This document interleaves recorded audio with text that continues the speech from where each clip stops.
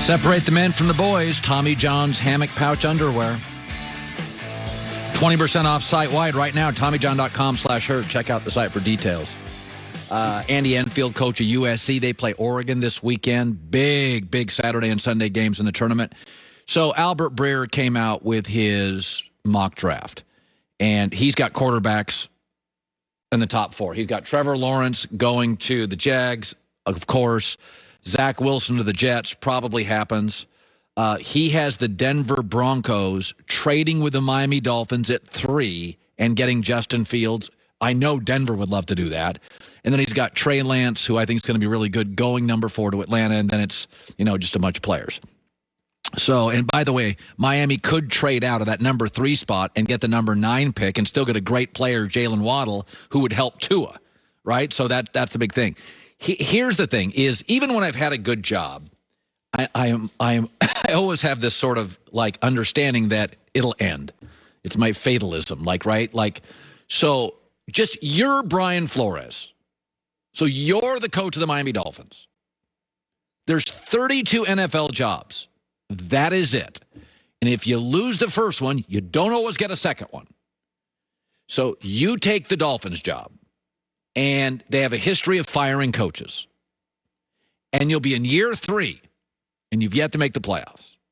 The Patriots are absolutely going to be better, and the Buffalo Bills are absolutely rolling. And you probably never have the number 3 pick again. And I want you to think about this. If you stick with Tua, next year is a bad college quarterback draft. Next year is not a great quarterback free agent space. You tell me. So this team last year was great on special teams. They won games on special teams. They were great on defense and didn't make the playoffs. And if you start looking around the AFC, today Cleveland is better. Cincinnati will be better. The Chargers got an offensive line for Herbert. They should be better. New England's going to be better. You start sniffing around the AFC, Houston looks like they'll be worse. The Colts with Wentz will be better. Like, there's only 7 spots now to make the playoffs. So you're the coach. If you stick with Tua and you trade that 3 spot, what are you left with in a year? And that's my thing. At some points, the survivalism as a coach is, and I'm not saying Tua can't make plays. Listen, if they did this move as Albert Breer projects and they moved to 8, they could still get Jalen Waddle, who I think is a great college receiver. And they also went out and spent some money on a wide receiver in free agency. It's not on the top of my mind, but they went out and spent some money at wide receiver as well. So they're obviously trying to augment their receiving core. They have a good tight end. They're trying to augment it. I get that, to ensure Tua succeeds. But boy, when I look at this space, the Dolphins run through coaches, year 3, Patriots better, Bills rolling, AFC outside of Houston and Tennessee feels like everybody's a little bit better. I don't know if I'd give up that pick. Yesterday, Joy asked a legitimate question. She said, what's the game plan? And my takeaway is you draft whoever you want to draft. I don't care who it is. You just draft them 3. The number 3 draft pick is historically for terrible teams. You won 10 games. You're not a terrible team. So it's very rare in your franchise history that a great team gets a great draft pick in a great quarterback draft class. Just say those out loud. Really good team, really good draft pick, really big quarterback draft. Really good quarterback draft class. That doesn't happen in the NFL. The good teams don't get top 3 picks. Go look at who's drafting around the first round right now. It's the Jags, it's the Jets, it's the Lions, it's the Eagles. It's mostly tire fires. You're good and have a 3rd pick in a loaded quarterback draft class. On the year before, an awful quarterback draft class. I don't know. The good news is Miami could potentially get a haul for that number 3 pick. You could only drop down to Denver 9. You could probably end up getting, you probably get another first-round pick next year. You probably get a player at some point from Denver. Denver's got some really nice offensive pieces. But I think if I was Brian Flores, my survival mechanism is I'm real close to getting trapped here. The Patriots are going to eventually get this thing going again, and Buffalo is rolling, and there's only 7 draft picks, and the AFC, because of all these Trevor Lawrences and Joe Burrows, and the AFC's had really bad teams, whereas the NFC, the floor is lower. The ceiling may not be as high, with as many like high teams, but the ceiling's low in the NFC, so there's not a lot of dreck in the NFC. For the last 3 or 4 years, there's been awful teams, awful in the AFC. The worst teams have been AFC. Well, they all have star quarterbacks. And those guys are only getting better. Like Justin Herbert's getting better, and Mahomes is getting better, and Josh Allen's getting better, and Burrow's getting better, and Baker now has an all-star team. So I just look at it and I think, okay, great, you're a great defensive coach. If you're going up there and you got the 13th best quarterback in the AFC, what can you do? They signed Will Fuller. So Yeah. so Will Fuller and getting Jalen Waddle, those are speed guys. So I mean, I'm not saying they augment Tua, but boy. But if you take a quarterback with a 3rd pick and you put them in a quarterback competition and then one of them doesn't work out, you can then trade the one that doesn't necessarily work out for other picks that you can use in next year's draft. You're not going to have maybe the number 3 pick.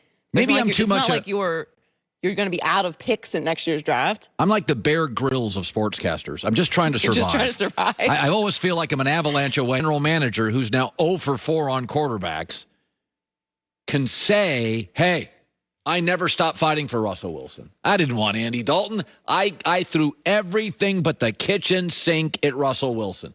You thought that deal was done? I'm still fighting for him up to the draft. I want Russell Wilson. We couldn't win here big, but it's not like I didn't try. It's not like I didn't do everything. Because I start looking around at this deal and I think, I guess Russell Wilson's side could leak it, but you got to be honest. They got him a new offensive coordinator, an athletic tight end, upgraded on the offensive line, re-signed their fullback, and then re-signed Carlos Dunlap, their pass rusher. You can't blame, Russell Wilson could be leaking this, but Seattle does look better than last year, and they were 12-4 last year. This morning, I think Seattle feels a little better than last year. They were 12-4. Pete Carroll could be leaking it, but Pete's not dumb. He knows that noise in the offseason is bad, and he also knows he's never had a losing season with Russell Wilson. What's the floor for Russell Wilson and Pete Carroll? 9-7, and that's in the best division in football. Since Russell arrived, Harbaugh was with the Niners. They were great. Then McVay gets to the Rams. They're great. Now Arizona's spending money and got a star quarterback. It's a very, very good division. So my gut feeling is this, they call it forecasting. This is wish casting. This is the Chicago Bears front office trying to throw something out there.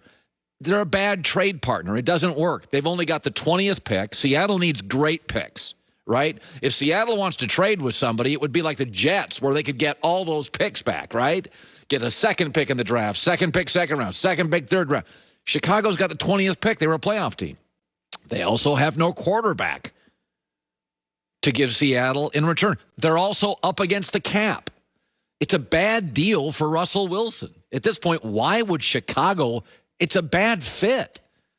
So this feels like to me Chicago is leaking this story so that Ryan Pace in the end can save his butt, can save his job and say, hey, if they go 7-9 with Andy Dalton, he can say, hey, we tried to get Russell Wilson. He can go to the owner. I tried. I made multiple runs. Here's the story. We threw everything at him. Nobody pursued Russell as hard as we did. Nobody was as aggressive as we were. Because this story's coming from somewhere. These are legitimate sources. Diana Rossetti, Adam Schefter, Jeff. Stories. They're all coming out with these stories. So somebody is leaking it. And I'm trying to figure it out on my phone. I'm trying to figure out who's leaking it on my phone. I was told 2 weeks ago Chicago made a run at him. And that was validated. But this story now, this feels like Chicago's throwing it out there to save their butt.